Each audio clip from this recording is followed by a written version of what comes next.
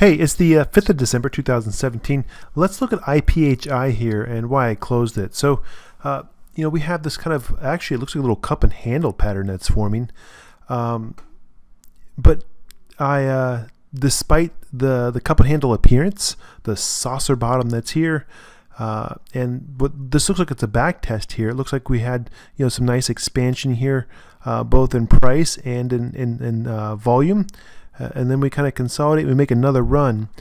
This test here happened with a little bit less volume, and it's always hard as this is in real time to make a call on relative size of volume. It's always easy in retrospect to say, oh wow, what are you talking about? This is a lot of volume or this is no volume. But we have a high here, and this is kind of where I broke out, and this is, I think, this is one of the I added on this breakout here.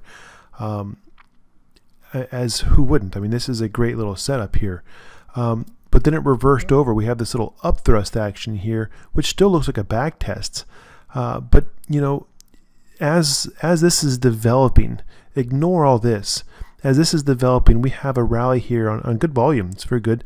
The pullbacks here, there's no supply. We rally again, very bullish. Man, this is really bullish. If we time this properly, really this should just run straight to the price objective. But again, not a lot of buyers. And then we break down, and there's just, there's not a lot of supply. But on this attempt to go higher, there's even less buyers. There is no participation, and they were breaking it down. That kind of worries me. And then when I looked at, what level did we reject here? This is this previous level of support that was lost. We're confirming that as resistance. And then if we back out, let's just add a year. Let's add 12 months to this chart. Now I get a little worried. So, this looks like, maybe this is our preliminary supply. It looks like, pressures are probably trending and they stall through here.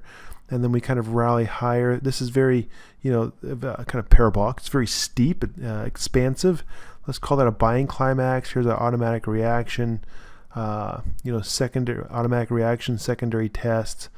Kind of go through here, same stuff. Bottom line, we have a lower low, so this would be a sign of weakness. And then we kind of consolidate here.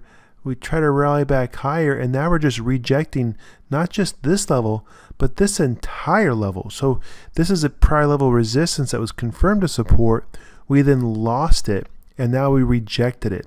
So there's the potential that this entire schematic is distribution. I had previously speculated that this is some bullish reabsorption, and it may very well be, but I'm just not seeing on the buy side the demand that I'd like to see to give me the confidence needed to hold a position. Maybe my position should be smaller, but I still would go to bed at night and I would think about this position. What's going to validate this as a sign of strength? This is a higher high. The only thing that's going to validate this as a sign of strength would be a lower low. So we're trending lower. We're on the current down wave. Essentially, if we draw a line of support through here and we maintain that demand line within this bearish channel that's here, and there's not a lot of supply, then that may be a sign of strength and some reabsorption here, maybe a change in character. But as far as this schematic goes, this is nothing more than a sign of weakness, potentially some stair-step distribution. This test and failure, this upthrust, would be a last point of supply, and that may mark the phase D of this distribution schematic, which would mean that it's getting ready to have its markdown. So if this is trading at about $40 and this is a $49 objective, a $9 move, that would give us a $31 price target. And if we measure all of this, that'd be significantly lower. So the risk there kind of changes on that trade. I wasn't really interested in holding that. I'm going to continue to watch it, but especially with the markets doing some rotation here and some weakness, it just wasn't something that I was, again, interested in holding. So those are my thoughts. And again, if we look at this, and we look at the volume associated with the waves, I don't see a lot of supply.